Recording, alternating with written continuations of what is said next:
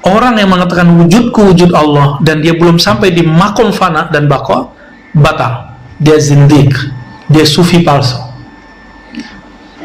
Tapi orang yang sampai di makom itu, kata beliau, ahlut tahqiq, mereka lah ahlu haqiqah.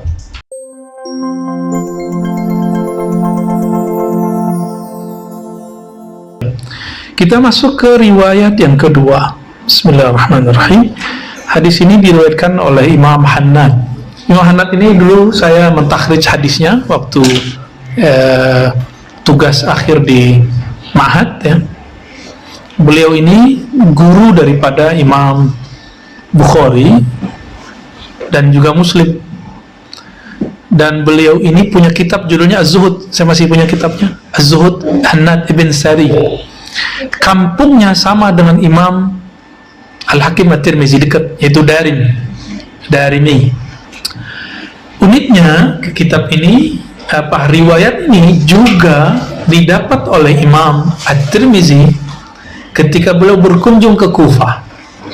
Jadi beliau berada di kota Kufah, bertemu Imam Hannad. Tadi siapa? Abu Quraib yang sebelumnya.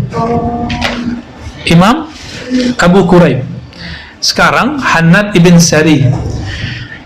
Beliau ini umurnya cuma 3 tahun bedanya dengan Imam Syafi'i. Berarti Imam Syafi'i 150, dia berapa?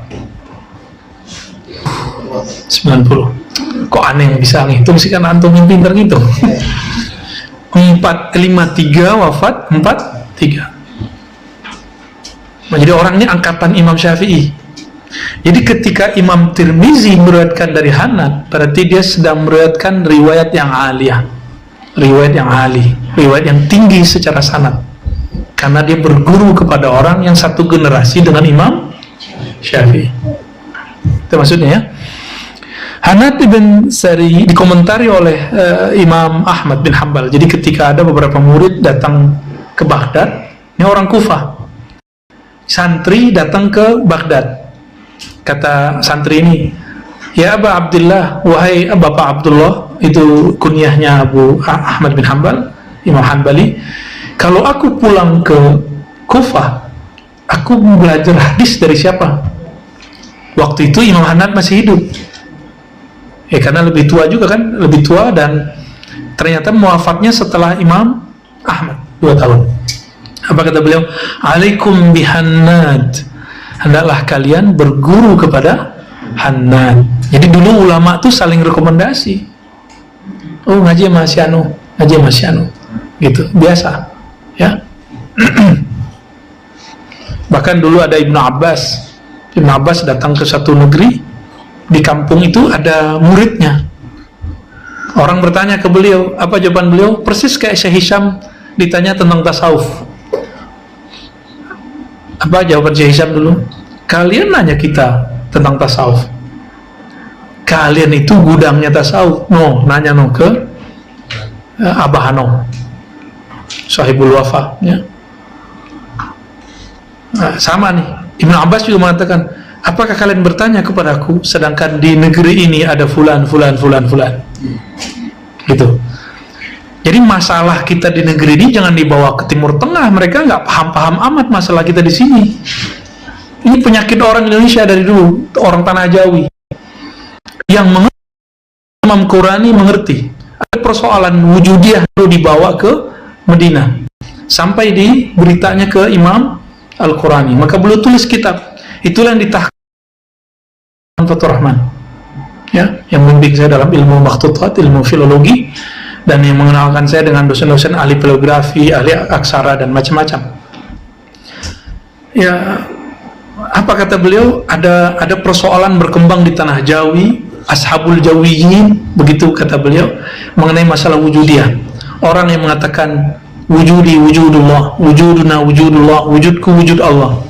Kesimpulan kitab itu apa? Antum kan nggak mau baca kitabnya kan? Anda kasih kesimpulan aja, ya. Iya. Dan kesimpulannya apa? 2 aja. Pertama, orang yang mengatakan wujudku wujud Allah dan dia belum sampai di makom fana dan baqa, batal. Dia zindik, dia sufi palsu. Tapi orang yang sampai di makom itu, kata beliau, ahlut tahqiq, merekalah ahlu haqiqah. Nah, jadi beliau ngasih dua jawaban.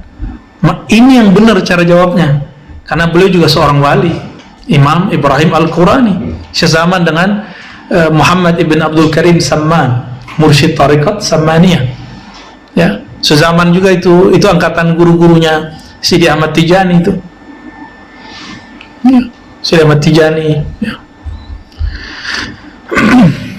Jadi hal-hal begitu dari dulu terjadi, teman-teman. Ya.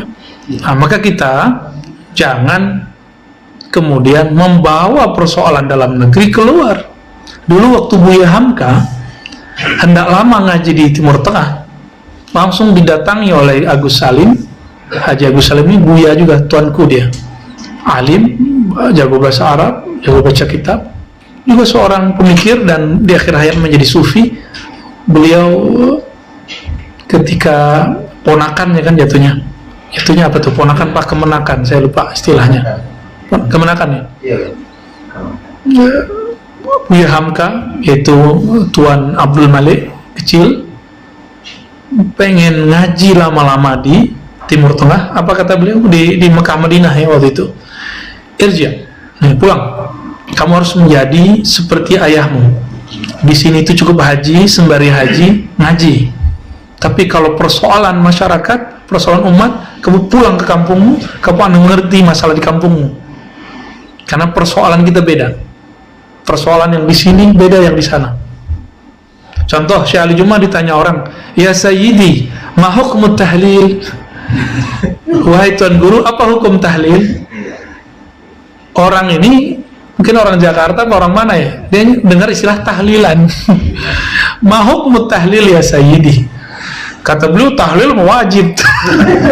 Karena Allah mengatakan, fa'alam annahu la ilaha illallah, ketahuilah bahwasanya tiada ilah selain Allah, tiada yang berhak disembah kecuali Allah, tiada Tuhan selain Allah. Afdalul dzikri la ilaha illallah.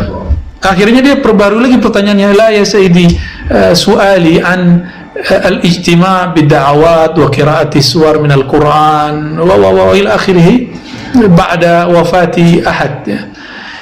Yang kita maksud, kalau ada orang meninggal terus kita ngumpul-ngumpul baca zikir, salah satunya tahlil. Ketawa lah beliau ya. Dalam hatinya pasti begitu. Ini lucunya orang-orang itu. Dan Sidi Ahmad Al-Ghumari dan Sidi Abdullah Ghumari, ini kalau nggak salah Sidi Abdullah ya, itu nyatet kesalahan orang Indonesia dalam berbicara. Azhabu ilal Makkata arji' an madinatin. Apa salahnya? Saking fasihnya tuh. Ya, saya berangkat kepada Al-Makkata. Mekah kok pakai alif lam. Mekah nggak pakai alif lam, yang pakai lam Al-Madinah. Arji' atau raja'tu anil Madinah misalnya gitu. Baru pakai alif lam ya. Saking fasihnya tuh. Pengen berbahasa Arab ya begitu jadinya. Jadi teman-teman, persoalan kita jangan dibawa ke sana. Kalau mau bawa ke sana, kasih pertanyaan dengan tasawurat yang sahih. Kalau enggak, nanti antum sedang menjadi penghasut.